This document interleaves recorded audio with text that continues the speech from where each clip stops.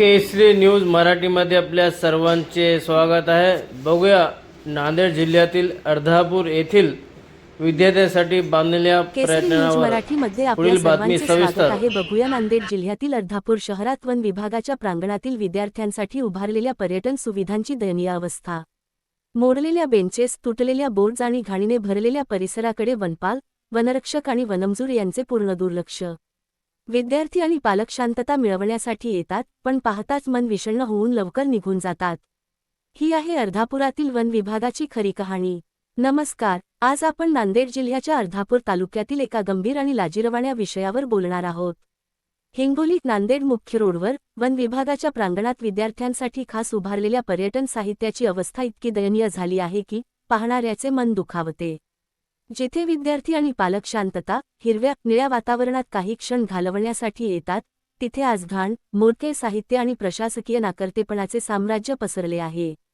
स्थानिक नागरिक सांगतात की या प्रांगणात बसण्यासाठी बेंचेस, शैक्षणिक माहिती देणारे बोर्ड्स, खेळणी आणि इतर पर्यटन सुविधा मोडकळीस आल्या आहेत। वर्षानुवर्षे याकडे कोणतेही लक्ष दिले जात नाही। वनपाल, वनरक्षक आणि वनमजूर यांना हे सर्व दिसत असूनही त्यांच्याकडून पूर्ण दुर्लक्ष होत आहे। जर वनमजुरांनी वेळीच या साहित्याकडे लक्ष दिले असते तर आज घाणीचे हे साम्राज्य पसरले नसते।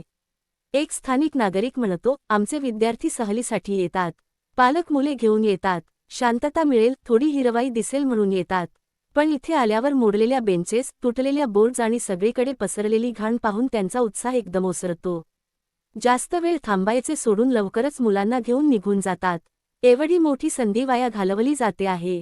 पालकांचा आणखी एक संताप व्यक्त करतो, सरकार पर्यटन विकासाची आणि विद्यार्थी पर्यटनाची मोठमोठी भाषणे देते, लाखो रुपये खर्च करून सुविधा उभारते, पण देखभाल करायची जबाबदारी कोणाची? या वन विभागाने या प्रांगणाला पूर्णपणे विसरले आहे। ही केवळ सुविधांची नासाडी नाही, तर विद्यार्थ्यांच्या भविष्यातल्या सकारात्मक अनुभवांची हत्या आहे।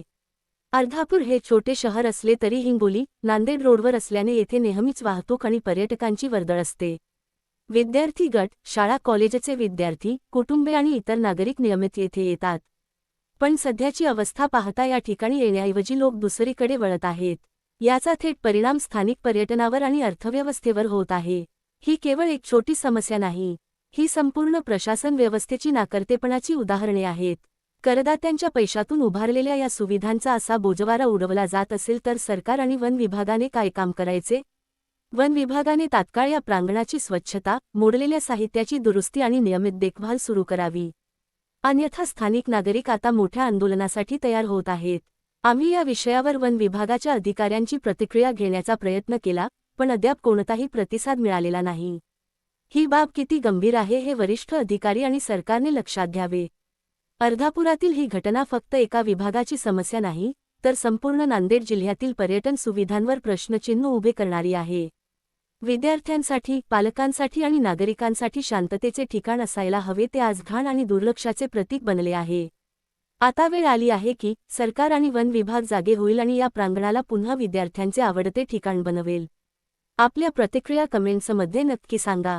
अशा बातम्यांसाठी आमचे चॅनल सबस्क्राईब करा आणि बेल आयकॉन दाबा आणि कमेंट करायला विसरू नका। अर्धापूर, महाराष्ट्र।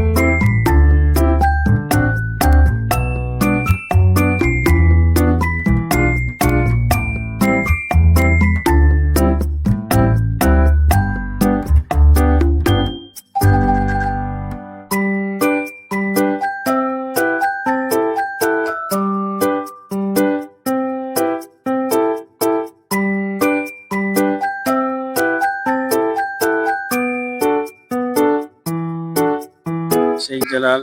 आमच्या घराच्या बाजूला अर्धापूरला निसर्ग पर्यटक आहे. ते 2-3 वर्षापासून त्याची दुरवस्था आहे. इथं शेकडोच्या संख्येने मुलं खेळण्याकरिता येतात, तर इथं खेळाचे पुरे तुटले फुटलेले प्रकारचे खेळण्याचे जे खिलोणे आहेत त्यांच्यामध्ये पुरे भोकाळ पडलेले आहेत. घसरगुंडीमध्ये एवढी दुरावस्था आहे की लेकरू जर मध्ये पाय टाकलं तर मोडण्याच्या पद्धतीत आहे.